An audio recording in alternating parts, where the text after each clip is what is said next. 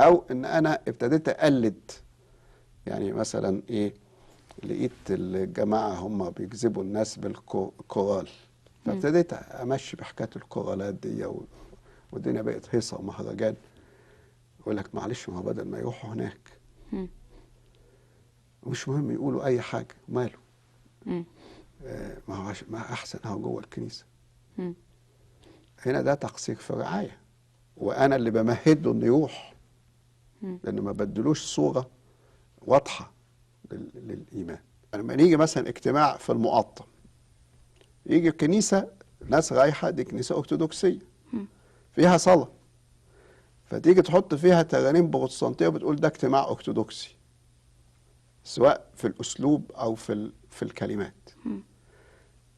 هنا ده اللي بتخلق نوع من اللخبطه في اذهان الناس. بالظبط. بدل ما انا اقول انا عامل اجتماع ارثوذكسي وجبت فيه، قلت فيه شويه ترانيم بروتستانتيه، طب انا اعمل من الاول اسميه اجتماع مشترك، ما اسموش اجتماع ارثوذكسي. ده اجتماع ارثوذكسي يعني في حاجه ارثوذكسيه، اجتماع بروتستانتي يعني في حاجه بروتستانتيه.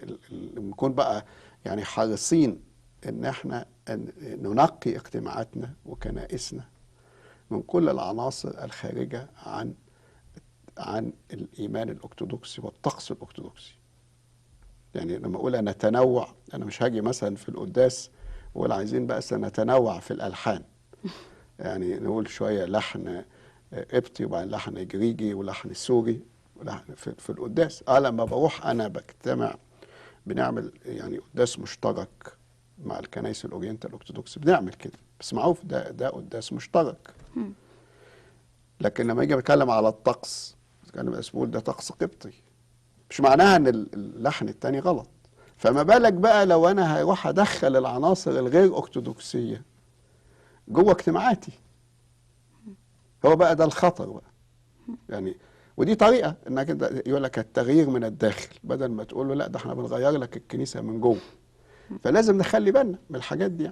يعني زي مثلا كان لما تسلل مثلا بعض الناس ودخلوا الاديره وطلعوا يخدموا بفكر غير ارثوذكسي اسمه رهبن، زي مثلا اللي كان اسمه بتاع المنيا ده، ادوار اسحاق، حاجات زي دانيال كده. براموسي، ناس ودخل في الرهبنه وطلع لكن الفكر كله فكر غير ارثوذكسي. فهنا يعني عايز اقول ان تحط النقط على الحروف بتاعت الشعب اللي يبقى مخدوم كويس، ويجي لهم مثلا حتى كاهن يقول لك طريقته مش ارثوذكسيه. ايوه. يعني الشعب نفسه، أيوة. لانه يعني ده كاهن وبيوعظهم جوه الكنيسه. أيوة. يقول لك طب ايه بقى؟ قال ايه؟ لا ما قالش حاجه غلط، بس لا طريقته يقول لك. أيوة. لا طريقته زي واحد مثلا متعود على اكل معين، وبعدين تجي له اكل كده، لكن اللي متعود يلخبط في الاكل ما بتفرقش معاه. فبقول يعني الانسان اللي متاسس كويس، لما الشعب يكون مؤسس كويس. يعني مثلا انا دايما احب اضرب المثل بتاع القديس اثناسيوس والشعب. يعني انا ساعات بنركز على دور القديس اثناسيوس في الدفاع عن الايمان، وده حقيقه، لكن بننسى دور الشعب الاسكندري ده، شعب الكنيسه اللي كان مستعد ان يستشهد عشان حرف. ايه الوعي اللاهوتي اللي كان عنده؟ يعني إيه النهارده مثلا بنيجي نتكلم لا ما تفرقش ومش عارف ايه، ده حاجات بسيطه. طب ده على حرف، ده لو كان الناس بتاعت النهارده دي عايشه وقت القديس اثناسيوس، قال ايه ضيق الافق ده؟ لكن ده شعب، لا ده كان شعب عنده وعي لاهوتي، لانه متربي كويس، مخدوم كويس. عشان كده احنا كل ما نخدم شعبنا هو اللي هيحافظ على الكنيسه، مش هو مستني لما انا اقول، هو اللي هيحافظ على الكنيسه، وهو اللي هيقول لا دي روح، دي روح مش مظبوطه. الحاجه الثانيه اللي هي التنوع الاسلوب. بمعنى ايه؟ يعني ما تقصدش ان احنا لا ما نعملش تسبيحه، تقصد ان في ناس مثلا مش متعوده.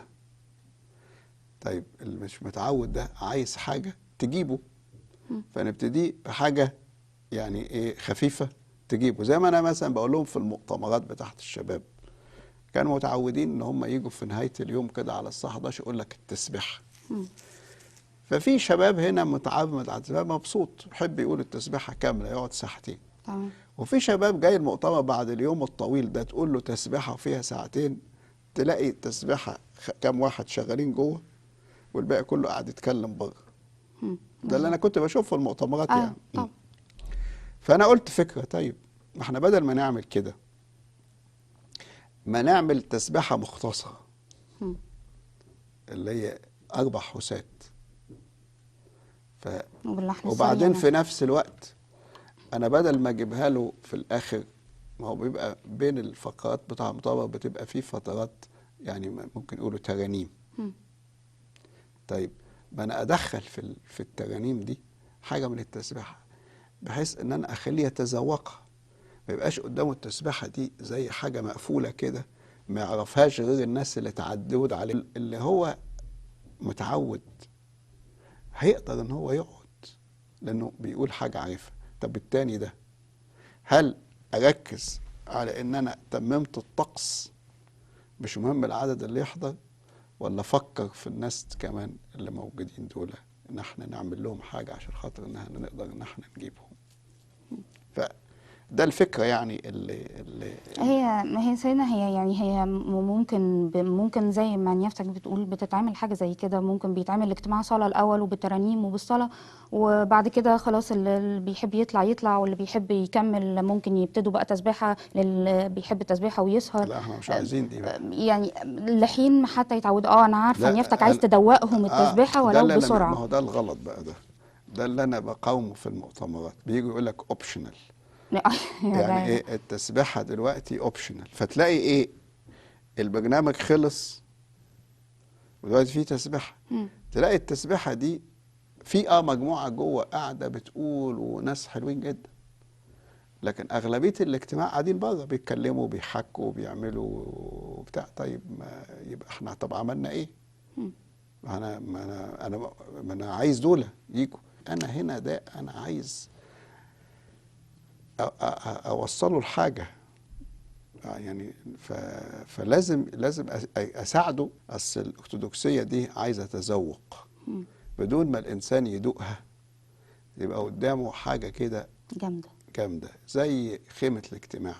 تبص عليها من بره تلاقي جلود ماعز تيوس، تخش جوه تلاقي البز والارجوان والحرير والحاجات الحلوه يعني.